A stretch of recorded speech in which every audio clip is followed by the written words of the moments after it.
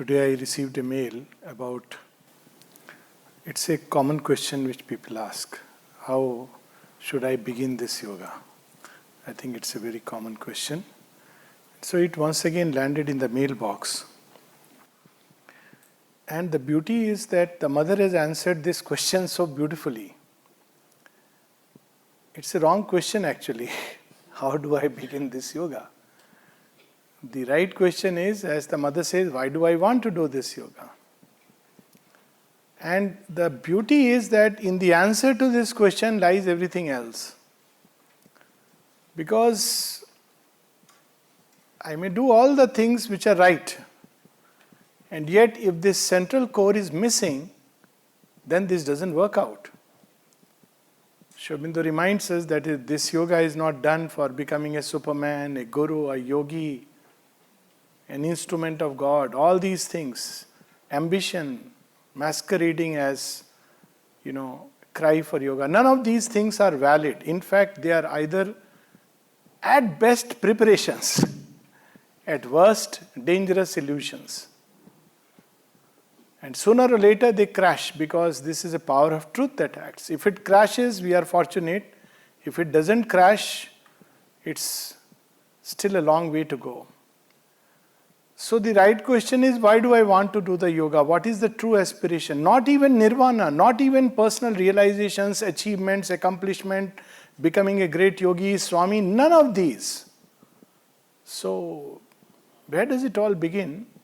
When the soul is ready, when it had reached that point in its evolutionary journey, where it wants the divine for the sake of the divine, nothing else. Not even for what one may get out of the divine.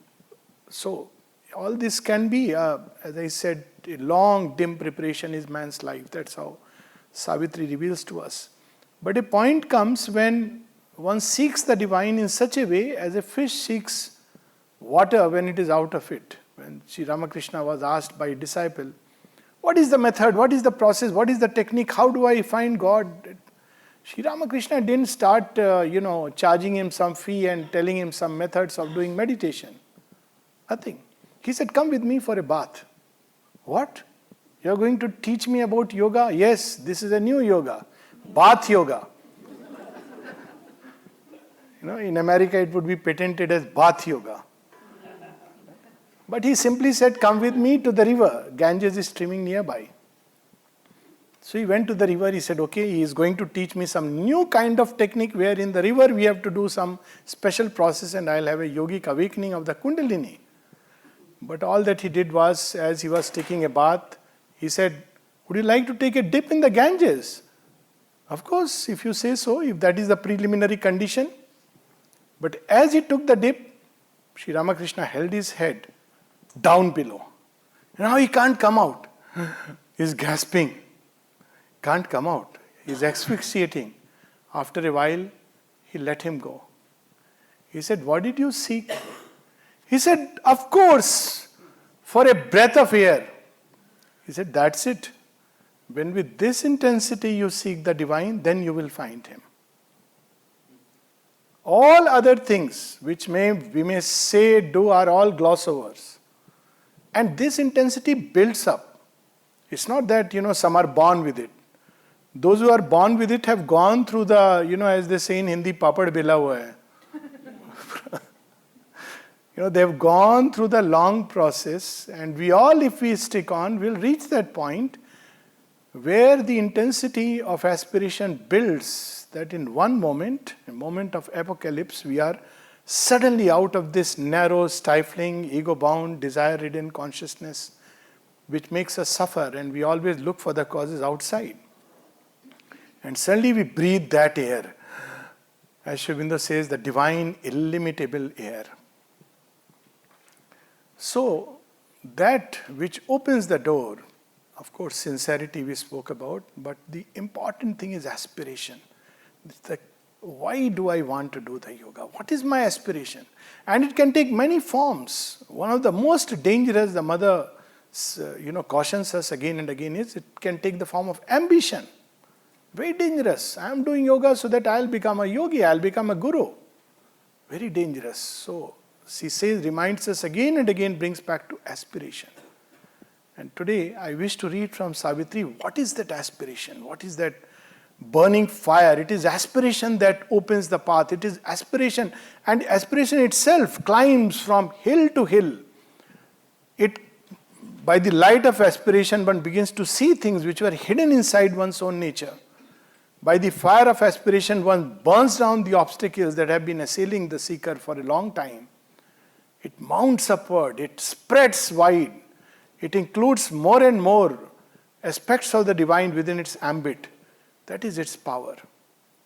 In Savitri, actually, the very first canto, the symbol dawn, we can see that touch of aspiration. It's like hope being dawned amidst darkness. One of the first forms it takes is hope. Otherwise, we tend to become cynics. So we should be very careful when either about the world or about ourselves, we start developing a very depressing attitude. It means something has come in between us and the aspiration. Aspiration always brings hope. It's like a light. It will always say that, look, this is the fire which will carry you. It's the Vahaka.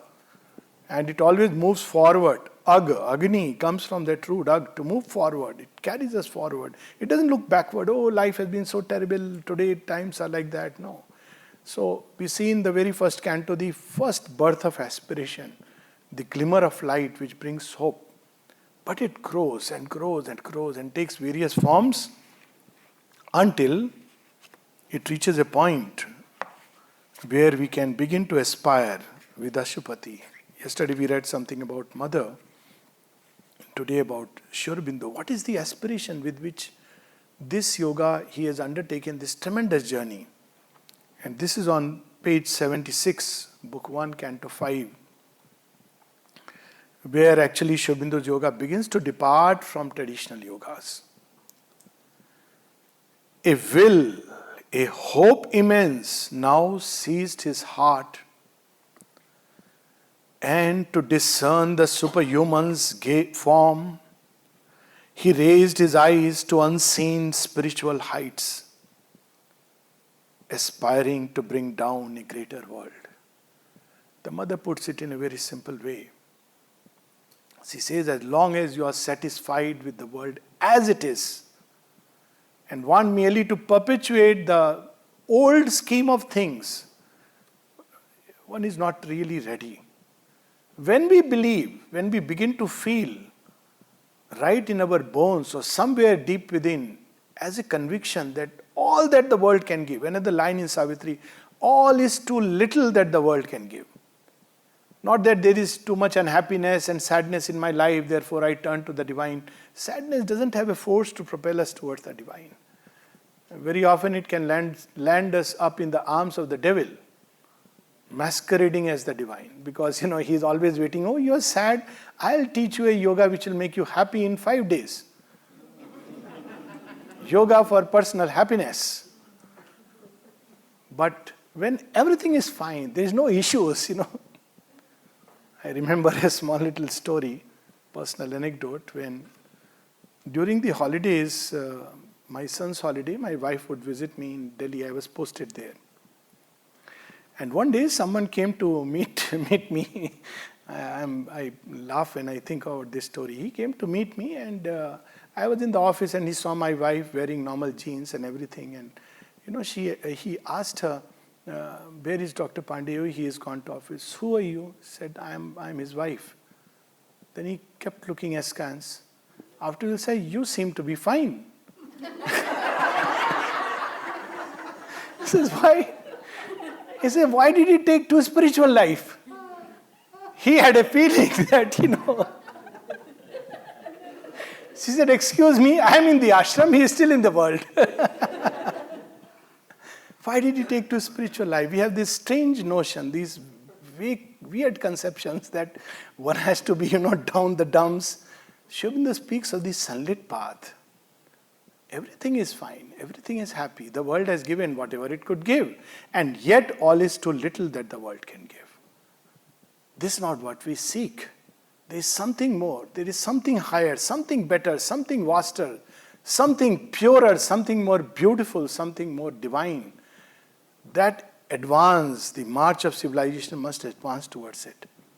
So that's what now Ashwapati is seeking.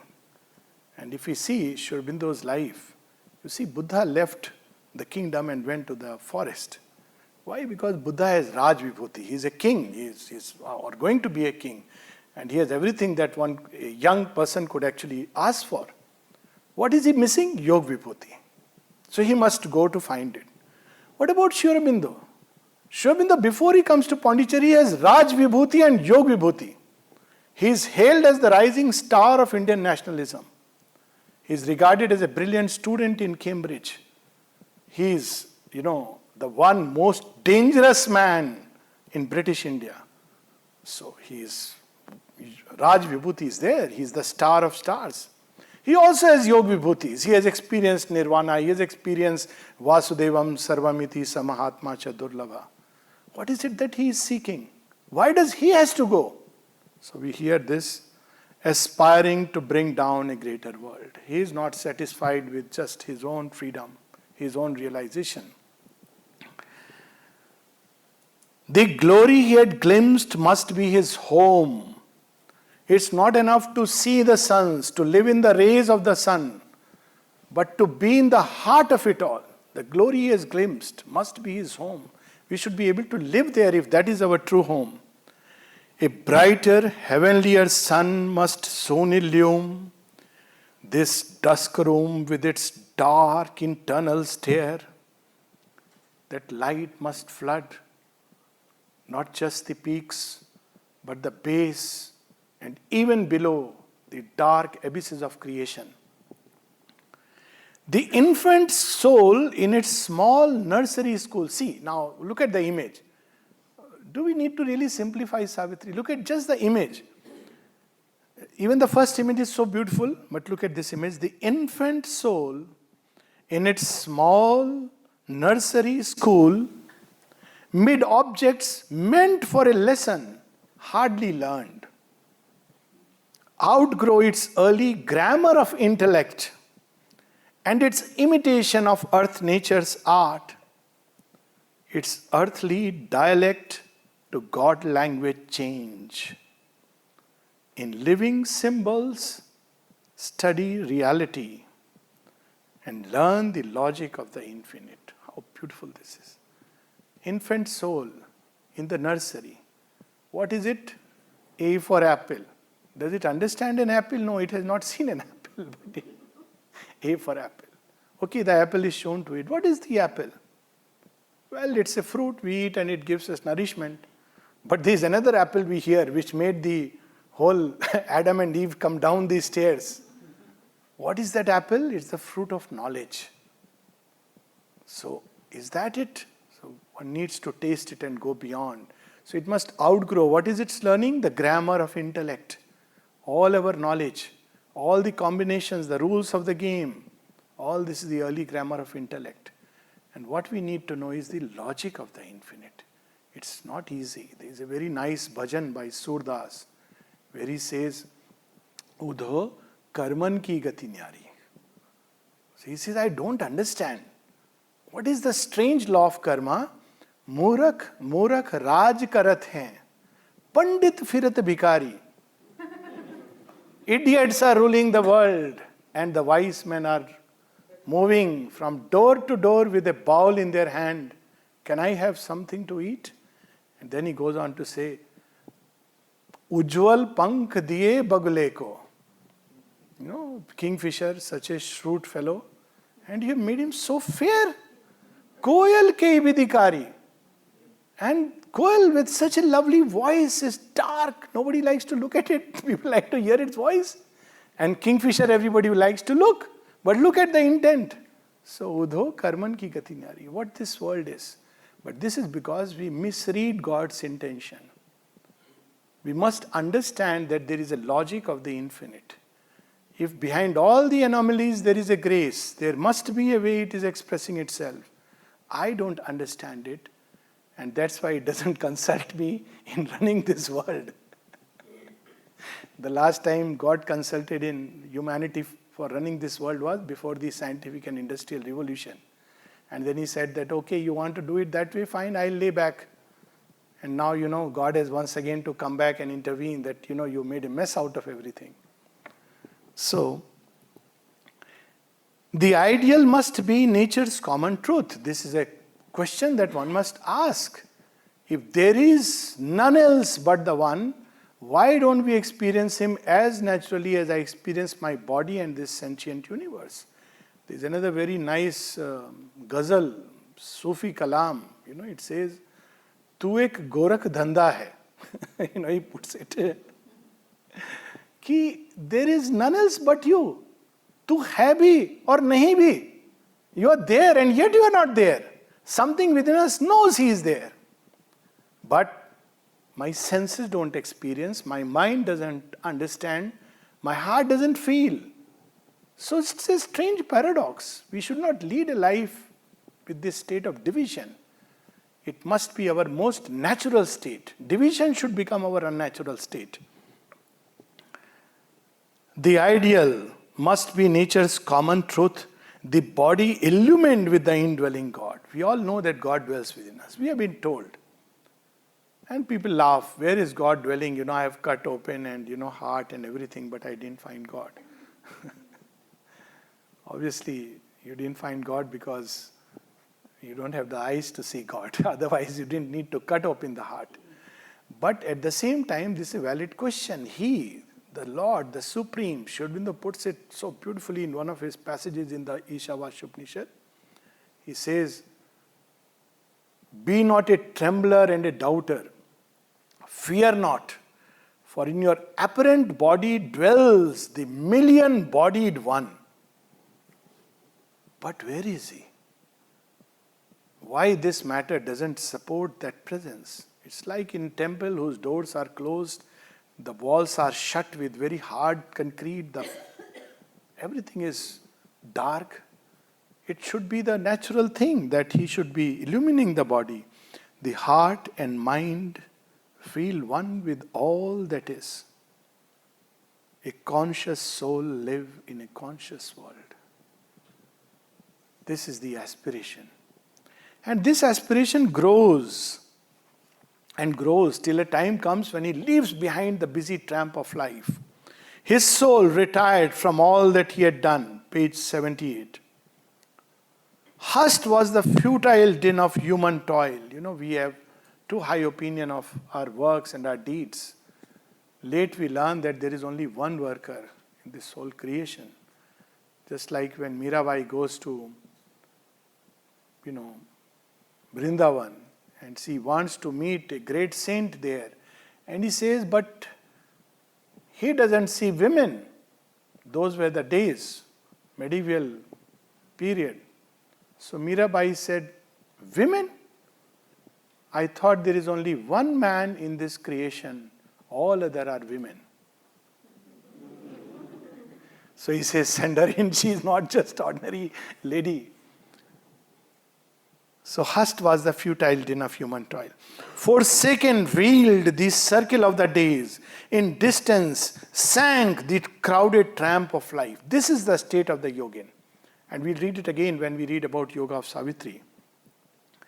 The silence was his sole companion left. One of the signs that one is ready for the spiritual life is that one seeks to be more and more alone. One may not be able to avoid company, but still deep inside one seeks to be alone. One treasures those moments when one is without anyone else but with one's sole beloved. When you have found the beloved, how would you want to be with anyone else, anywhere else? And this aspiration grows. On the next page we shall see. What a wonderful, there's an image in the Upanishads about the aspiration. As an arrow shot into the target, quivering. You see now what happens when you shoot an arrow into the target. The head of the arrow, the spearhead is stuck into the goal. And its rear side is quivering, but it cannot take it out from there. Similarly like us, the aspiration mounting like an arrow. It is into the divine, but outer life, surface life may have certain tremors, but after a while they will be stabilized because the aspiration is there. We have a similar line on page 79. An arrow leaping through eternity, suddenly shot from the tense bow of time, a ray returning to its parent sun.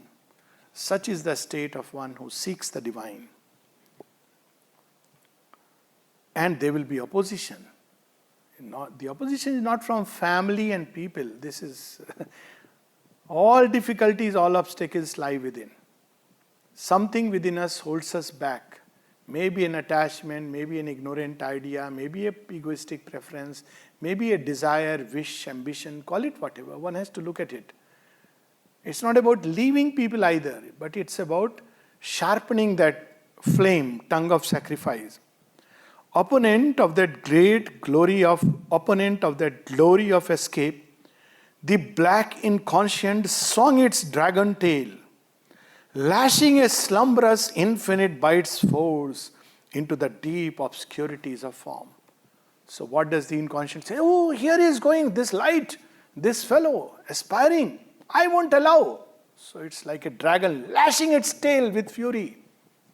We are reminded of the story of Perseus and the Medusa. Lashing its tail because it wants to freeze the seeker. Perseus the seeker, carrying with him the sword given by Athena.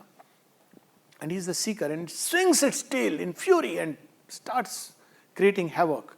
What does Perseus do? He keeps to his goal. He doesn't look at her face and get into a... So it tries to oppose. And what is it that it can really oppose? Form. Deep obscurities of form. Even it can attack wherever there is a small opening. But look at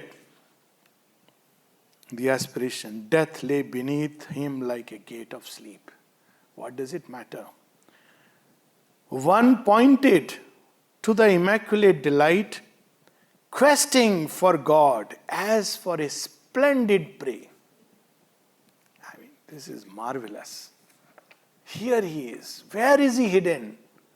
How far he is doesn't matter.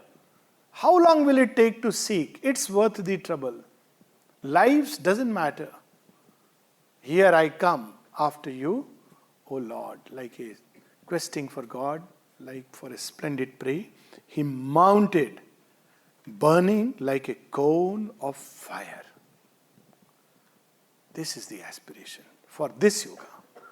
All else is like, it's okay, But without this aspiration, yoga has not begun. And no one can light this fire of aspiration except the divine. There can be many preparatory movements. Reading a book, listening to talks, going to ashram, doing this, doing that, 101 things. But they are all preparations. But when the aspiration is awake, then one is on the path. One doesn't have to then ask the how. Because what will happen next is, sooner rather than later, one will discover that here is she who alone can carry us. And then it's over. Once this is done, nothing else one has to worry about, whatever time it may take, however long the journey, however great the difficulties, obstacles, they will all be eventually gone. Once the soul has awakened to the touch of the Divine Mother, nothing else can stand in the way. But that is the crucial part of the journey. In Savitri, it takes a very interesting form.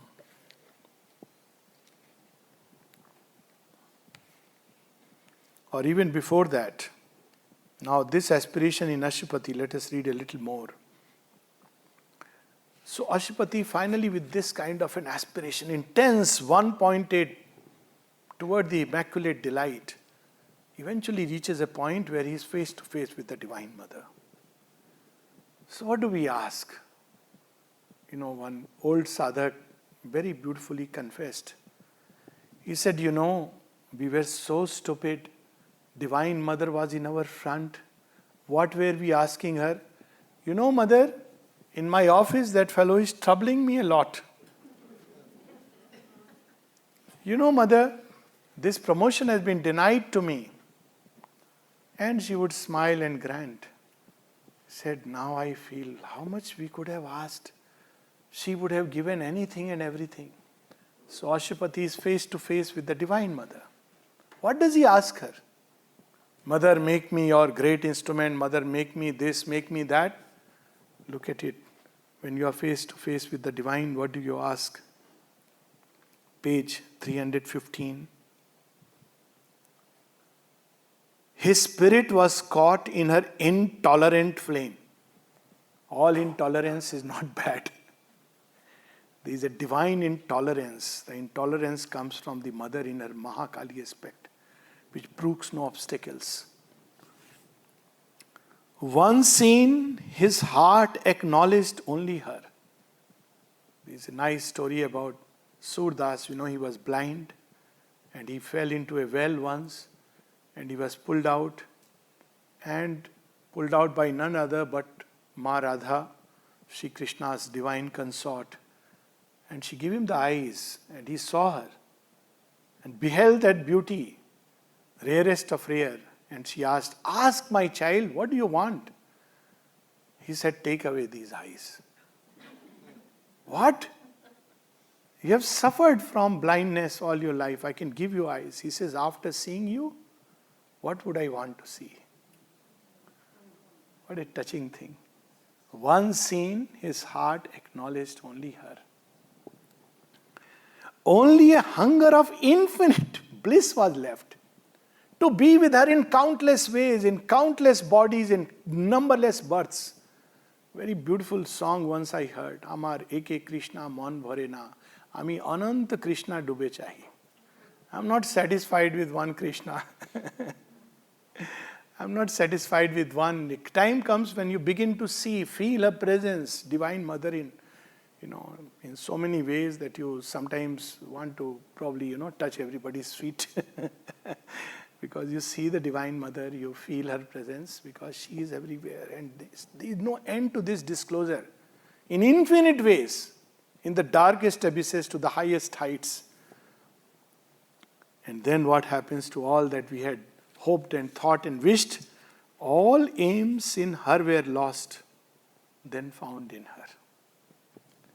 Before Vivekananda was prepared for this wonderful work that he did, once he had a personal family crisis and he asked Sri Ramakrishna, "You have a hotline, please ask the Divine Mother. My mother and my sister, physical mother, they are suffering, to do something about them." He said, "You also have a hotline. Everybody has a hotline. They don't know it. You can go and ask. She is the Divine Mother. She will listen." So he goes and comes out. So he asked, Sri Ramakrishna asked him, "So you asked?" He said, "No, I don't know. I stood before her and I went on asking, give me jnana, bhakti, vairagya. Give me wisdom, give me love for you, and give me vairagya." He says, "Stupid man, go back." He went, came out. He said, "I just can't ask before her anything else." Try once again, your mother is, remember now, your mother and sister are having difficulties, I'm telling you, you go and ask. He comes back and says, "When I stand before her, I just can't ask these things. I end up asking for that which alone is eternal and true." All aims in her were lost, then found in her. She gives them back, but gives them back in a new way. People often ask, what do I do with my relations? There is a passage when everything else is subordinated or made secondary, and eventually everything else becomes non-existence except this one thing. And yes, then she gives back, but it's a different thing. And Sri Aurobindo reveals this secret through the story of Yagnavalkya, who is asked by Maitreyi, his wife, that I don't want the money that you can give me. Give me the knowledge which has brought out the Isha Upanishad and many other beautiful things. So he says, what do you want to know? You have a specific question. What do you mean by knowledge? So he asks, why does one love the wife? Why does one love the child? Why does one love the country? And so on and so forth. And he gives a very beautiful cryptic reply. Maitreyi, one loves the wife not for the sake of the wife, but for the sake of the self. It applies to husbands also, by the way. One does not love the child for the sake of the child, but for the sake of the self. Applies to jobs also. One does not love the country for the sake of the country, but for the sake of the self. Applies to world and humanity also. Sri Aurobindo says, as long as one is living in the lower nature, then it's for the sake of the egoistic self. Because I am born in some place, I love that place. Nothing great about it. Everybody does that. Because I am born in a certain religion, I am naturally fond of that religion, that custom, that tradition. Because I am, born to a certain parent, because I am married to someone, because I have some child through me, therefore I love this. Nothing new about it. But when one awakens to the greater self, then one loves them for the sake of the greater self, no more for the lower self. So it's a different, all relations, all work, all aims are given back, but they are renewed with a new light, with a new lease, with a new understanding, with a new capacity to work in it. So, all aims in her were lost, then found in her. And look what has happened to the aspiration which climbed from the heart. His whole being has become fire. His base was gathered to one pointing spire. This flame which starts from the heart, it must touch every part till base, the very matter, the very body, and all else within it must burn with that flame. That is the state this aspiration must reach. And then what does he ask her for? When it's given back, okay, now. So he asks something very beautiful, few lines below. And look, this should be our state. All he had done was to prepare a field. Even a realization of the Divine Mother is a preparation. Only Sri Aurobindo can write like that. The mother at one place says, when I came to India, I understood what they mean by saying, renouncing the fruits of the realization. We get stuck. I have this experience, and now I have to transmit it to others. He is infinite. Where is the end of his disclosure? We should remain that childlike, So he says that all he had done, after all these experiences, look, Sri Aurobindo, with all this, he says it was just to prepare a field. And he writes in a letter to Barin, he says, whatever the traditional Vedantin touches is nothing but the hem of the transcendent's dress. An average bhakta leaping in joy and ecstasy, he has only tasted a little of the spillover from the wine of God, not the utter ananda. So he says, no, this is not enough. So what does he ask now? His small beginnings asked for a mighty end. Yoga all journey starts with one infant step. One should not be daunted with the enormity of the task. Even Mount Everest climber sure enough started with an infant step, and he must have fallen like every other child. So people often end up here, but there is a difference. People often say that yes, everybody starts in this way. True. But many give up, some persist, few will go right up to the end. That is the only difference. Persistence, perseverance. The story of Guru Nanak when his disciple told him, you have so many disciples. This whole place is full of your disciples. He said, no, you want to know how many disciples I have? Yes, please tell me. He says, come with me. Announce everybody tomorrow that I am going to the forest.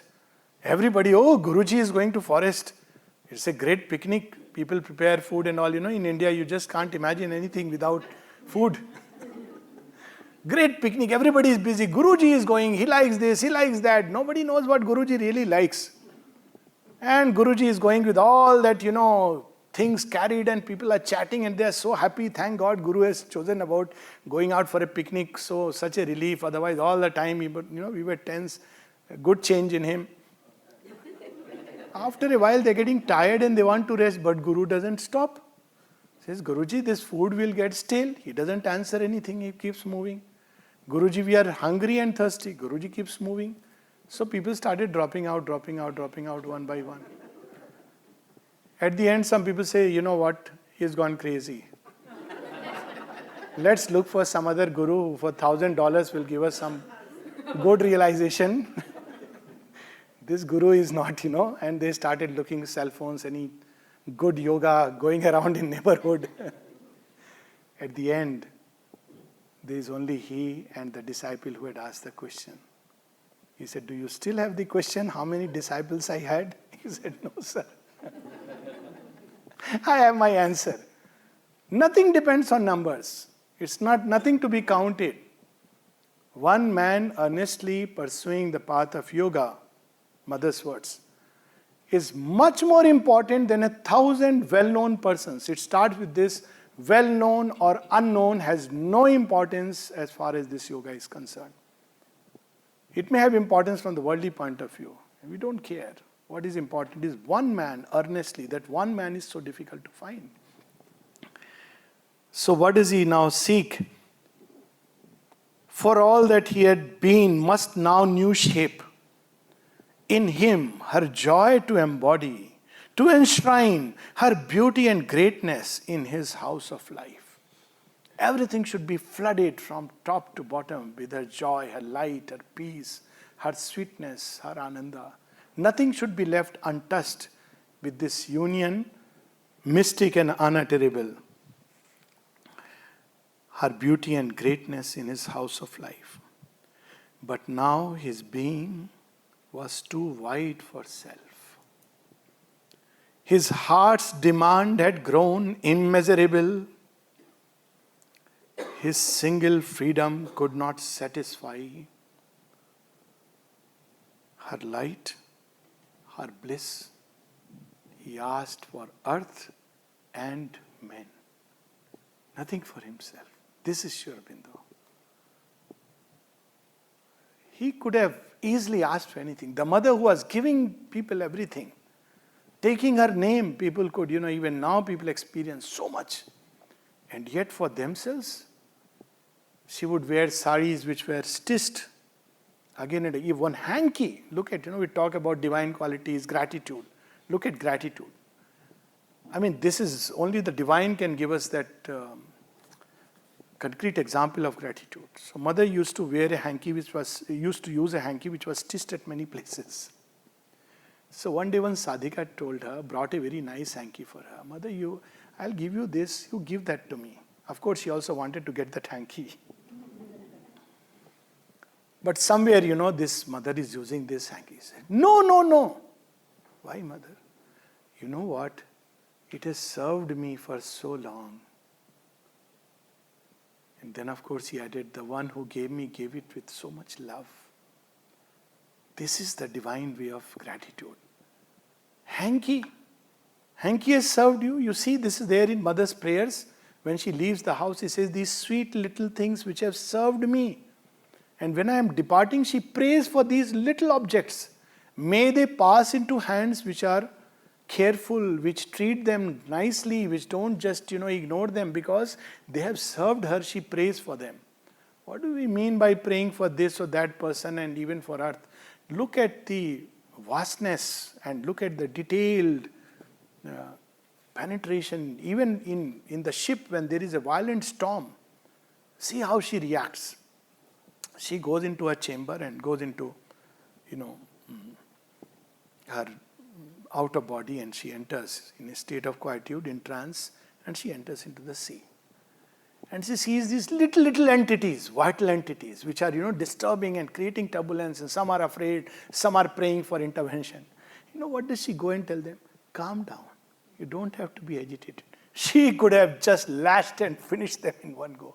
Calm down. You don't have to be agitated. Calm down. And they become calm. And at the end of all this doing, she writes so beautifully, thy intervention was felt, O Lord. She describes the experience where she actually goes. Thy intervention was felt, O Lord, once again. That is humility. She's not claiming, you know what, I did it. She says there that thy intervention. So he asks for everyone. That's why one feels grateful for Sri Aurobindo and the mother. That they could have easily just gone ahead with their own transformation. But they paused their own journey so that we all could catch up. And we can't imagine what this means. It's like somebody close to Mount Everest with that excruciating feeling is waiting for those who are still enjoying Nainital and its nice ambience to catch up. And they are waiting. Mother says at one place in agenda, my child, I am millions of years old. And then she adds, and I am waiting. Can we imagine? Mother is waiting.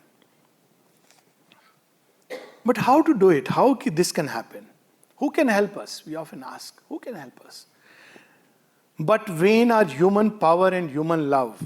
Yesterday we were saying, all these qualities, human love, human gratitude, human humility, they have to change into their divine forms. We don't even understand what it means, because we understand by these terms something which we are accustomed to naturally. Animals, when they express their love, somebody was bitten by a dog and came for rabies injection. Says, but I said, what were you doing? Uncle, I was playing with the dog. So I said, yes, but dog was also playing with you. But I got bit. Yes, that was its expression of love, my child. Because that's the only expression of love a dog knows. And probably an intense expression of love. So, you should know what you are playing with and whom you are playing with, because human love, that's how it is. So, this must change into its divine measure. Vain are human power and human love. To break earth's seal of ignorance and death, his nature's might seem now an infant's grasp. Ashupati, with everything that he can command, seemed like an infant's grasp. We talk about humility. When Sri Aurobindo was asked that, how did the mother's coming changed in your yoga? What change it brought? He said, what do you mean, what change? What would have taken me 10 years, I could cover in 1 year after the mother's coming. And then he added that before her coming, I could have helped myself, but I could not have helped others. It is the mother who made it possible for this yoga to be given to all. What do you mean? When somebody wrote that, Sri Aurobindo is still sitting on the path, he said that could have been true before the mother's coming, but not after her coming. Who could write that? But the Lord. He is giving us the example of what humility is. And that's why, and so easily we take their name and become, great ones. But look, the humility. Someone asked once a little crackpot, and crackpots are, by the way, sometimes very wise people. Asked a little crackpot, I want to meet some great sadhaks in the ashram. He said, come near, I'll tell you. What is it? There are only two. Who are they? The mother and Sri Aurobindo. You want to know what divine qualities are? Meet them. They will tell you. Heaven is too high for outstretched hands to seize. And then he gives us the mantra. This light comes not by struggle or by thought. I am sure some of us would remember the Upanishad, Na yamatma pravachani, na medha, na bahuna shrutin. This light comes not by struggle or by thought. In the mind's silence, the transcendent acts. And the hushed heart hears the unuttered word. A vast surrender was his only strength. Vast surrender. Everything that comes, let it become a feeder to the divine. Without judging it, he says, judging things prevents offering. The moment you draw a line, this is good, this is bad, you start covering the bad things, what you think as bad things. Don't want to expose them before the divine. What opinion will he have of me? He doesn't know. In India it's common. Mothers tell their children, I know you since childhood. And they do indeed know. Seeing the child's face, they know today what has happened. Did he smoke a cigarette and he is hiding it? They know it all. They will not tell it, because that's the kind of rapport. So, she says if you start judging things, then you don't offer, because you will cut off one part and offer only one part, and that too very imperfectly, because you have an opinion about yourself. But offer these movements as they arise, even things which you think are good, because they are not yet the ultimate good. And of course, things which you think are bad, they may have within them concealed a seed of good, which will come out when the flame burns down. One example is obstinacy. Mother says obstinacy is actually divine virtue, but it is inversed, when it comes into human beings, we regard it as a bad thing. Very obstinate. Invariably, you will never hear, oh, my son is very obstinate. He is very obstinate. But obstinacy is a divine quality. But, it takes a different form. So what does he aspire for? A power that lives upon the heights must act. Bring into life's closed room the immortal's air, and fill the finite with the infinite. That is the aspiration. But this aspiration, what one has to do successively for this aspiration to mount further and further, all that denies must be torn out and slain, and crushed the many longings for whose sake we lose the one for whom our lives were made. This is sincerity. We were talking about what is sincerity? This is sincerity. To value the divine so much that everything else, all that denies, must be torn out. The biggest denial is from the ego self. Torn out. Look at, one has to be even harsh with that. And slain and crushed the many longings for whose sake we lose the one for whom our lives were made. Now other claims had hushed in him their cry. So there is a process. It doesn't happen in one day. A time comes. Only he longed to draw her presence and power into his heart and mind and breathing frame. Wherever one is, whatever one is doing, what one has to do in this yoga is the easiest of yoga when it comes to process. This yoga is the most difficult of yoga when it comes to the result. So what is to be done? Only he longed to draw her presence and power into his heart and mind and breathing frame. Only he yearned to call forever down her healing touch of love and truth and joy into the darkness of the suffering world. Yes, there is darkness. None can deny it. Should we sit down and lament, complain, feel confused, get disheartened, become a cynic? Or should we say, yes, there is darkness, let there be light?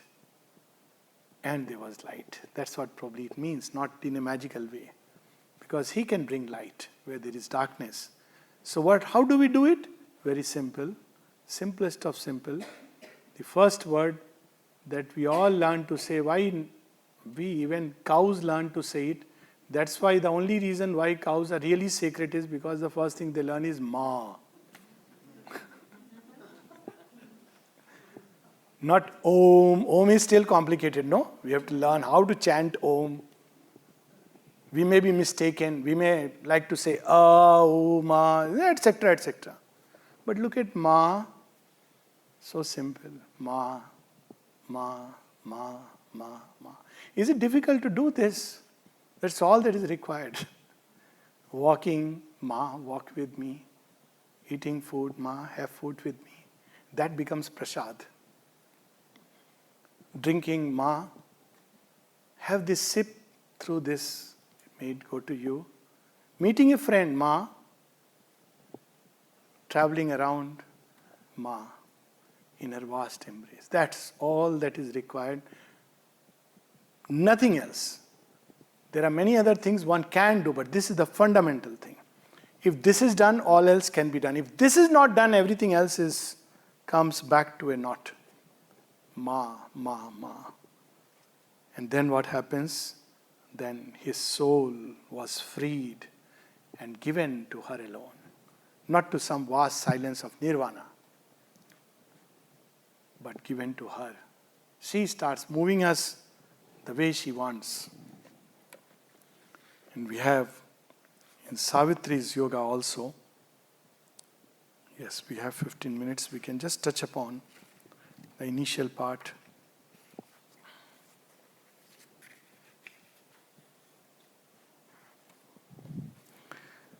Savitri is born with this aspiration, and she has come to open the doors of fate, and she is given a program. I have spoken about it earlier, so I'm not touching that. There are some magical lines. Those who want to know what is the compendium, a simple way for this yoga, say in 10 lines. So these are of course 18 lines, not too many. This is on page 476, the program for yoga. It starts with the voice replied, remember why thou camest, and ends with, then shalt thou harbor my force and conquer death. This is the yoga. So Savitri gives us what that yoga is. Basically every part of a being, every part of a nature has to reorient itself from its allegiance to the ego self to the divine. That's the basic fundamental thing. Heart must beat in God and for God. Our thoughts must run towards the divine and be stilled by His omniscience. Our passion must heave towards Him, be full of service to Him. Our senses must seek Him, burn with that fire. Our very body with heartbeat and breath must cry, Ma, Ma, Ma, Ma. So that's the essence of the yoga which is described here. But then look at the state in which Savitri seeks her soul. It's not enough to read a book and practice. We all know it. Some surgeon rightly said that, if it was enough to read a book of surgery and become a surgeon, then one should operate only on books. Yoga is real time. One has to be in a state to enter into yoga. What is Savitri's state? We read, Shobindo describing Ashupati, death lay below him like a gate of sleep. He mounted burning like a cone of fire. And Savitri is sitting by the side of a doomed husband. She has a choice to catch the nearest doctor and say, look, these are the options. It has been fated that my husband is going to die. And you tell me, can you take care of all the diseases?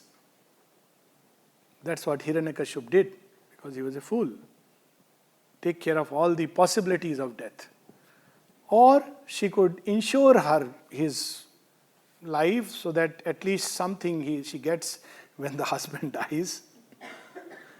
Or she could take to yoga, engage with yoga to conquer death, not just for him. Why there is death? So she raises this question. But what is the state? What should be the state of consciousness of the seeker? 486. We rush into techniques. But if the state of consciousness is not right, Mother was asked that Hatha Yoga exercises. She says one may do Hatha Yoga, but one may not have entered into yoga. She even says, even one may do practices of Raj Yoga, and one may have nothing to do with the spiritual life. These are her words. So she was asked that, but it gives discipline. She says a discipline is not what we are seeking. We are seeking the infinite, not a discipline. That every morning I get up and I do asanas and I do pranayama and I do sit for meditation, and then I have paid my debt to God. My yoga is complete. Now rest of the day, God, you have to listen to me. I have put in your hundi, like pay parking. I have put $2. Now you take care of 2 hours. I'm your baby. It doesn't work like that. Yoga doesn't work like that. So, she gives the secret, page 486. So she is here to mold humanity into God's own shape and lead this great, blind, struggling world to light, or a new world discover or create. So how is it possible? The transformation, page 486, 4 lines from below. Earth must transform herself and equal heaven, or heaven descend into earth's mortal state. Here, heaven with a capital H, he is not talking of the heaven of religions with a small h, but heaven, the state which is the supreme, the highest, there where there is freedom and felicity and bliss and light, shadowless light. But for such vast spiritual change to be, what is the first step of this yoga? He is describing, out of the mystic cavern in man's heart, the heavenly psyche must put off her veil and step into common nature's crowded rooms and stand uncovered in that nature's front and rule its thoughts and fill the body and mind, body and life.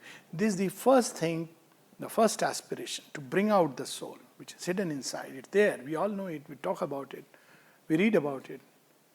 But we must not just find it, but become one with it. So that if somebody asks, like to Swami Ram Tirth, so Swamiji, a question was asked, tell us, do you mean to say that you have a soul within the body? He said, no. He said, what were you speaking all this while? He said, you got me wrong. I said, I am a soul and I have a body. It's a small change, but a significant change. I am a body and I have a soul. It's belief, faith. You can build a religion around it. A religion which believes in soul and a religion which doesn't believe in soul. But this is not a religion. This is not a cult. But when you find the soul, when you are one with the soul, then it doesn't matter what religion or no religion or whatever else you belong to or don't belong to. Because you found it. Then what do you say? I am a soul. I have a body. This body is change. Today it is this, and let it become the instrument of grace. But tomorrow another body, and it's fine. Therefore, what is her state? And that's what we were going to read.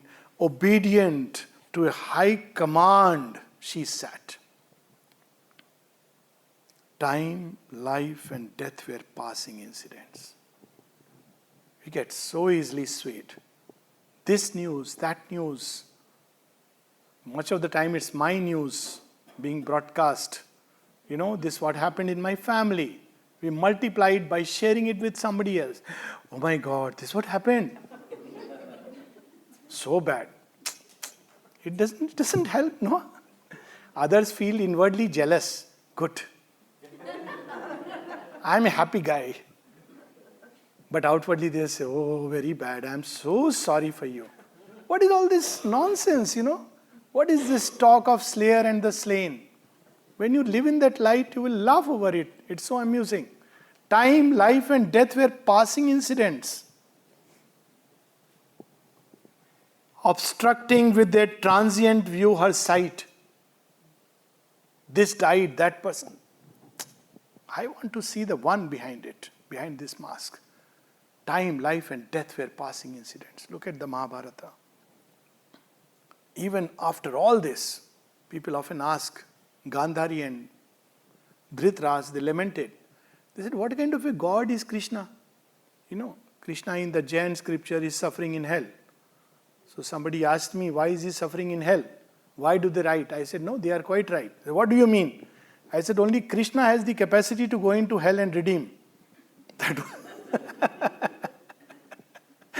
That was my, is this not how they explain? It's like violence. So, you know, Gandhari and Dhritarashtra, they are lamenting that, you know, Krishna you call God.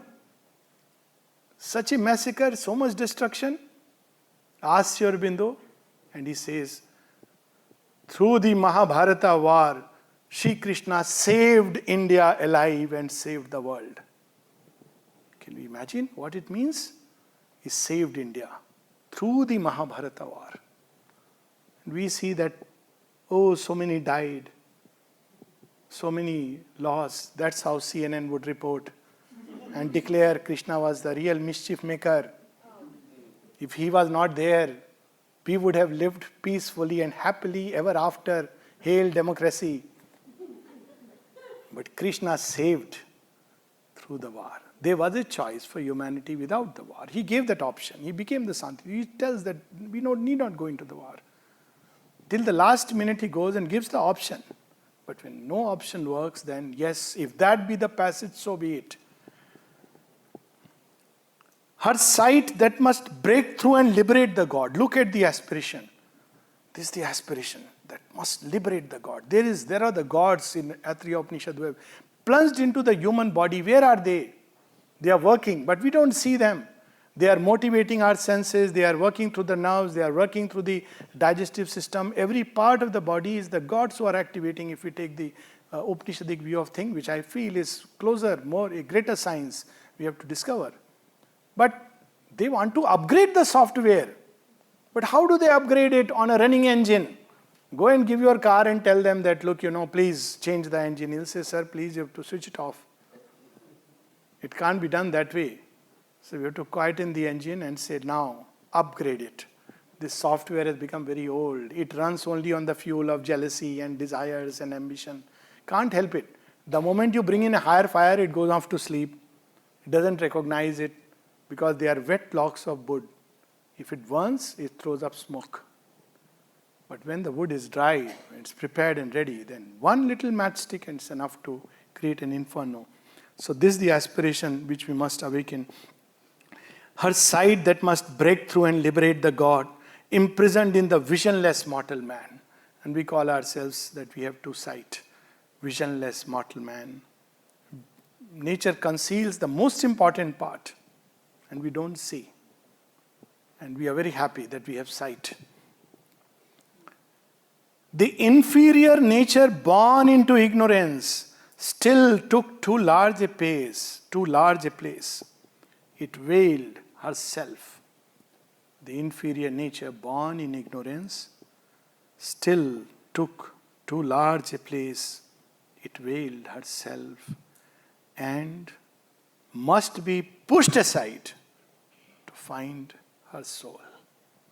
That should be the state in which the yogin sits for yoga. By sitting is not a physical sitting, but takes the asana, takes the determination that I must find my soul. Mother gives the story of her own life as an example. She says, my children, she's talking to the children. Many of you have come here from childhood, and you are now maybe 20 or in your teenage. Says, at 21, when I was your age, I was given just a book, and I decided that by the end of the year, I must find the divine. And I found it. And she says, it's not that something unusual in my life. It can happen to you. She says, she gives her own life, as we were saying, that her life is the example. Sri Aurobindo's life is the example. And that's why we should read it. When we read his life and mother's life, one of the beautiful books is Sri Aurobindo, His Life Unique, because now one has to be also careful which life you are reading. Whether one life or many lives or which life. Because, touching their life is so sacred and important. So, when you read their life, it inspires us to move on the path of yoga. Is itself a yoga, I would say. And once again, the best way to read their life is to read Savitri. We close with these lines. Obedient to a high command, she sat. Time, life, and death were passing incidents, obstructing with their transient view her sight that must break through and liberate the God. Imprisoned in the visionless mortal man, the inferior nature born into ignorance still took too large a place. It veiled herself and must be pushed aside to find her soul. Thank you.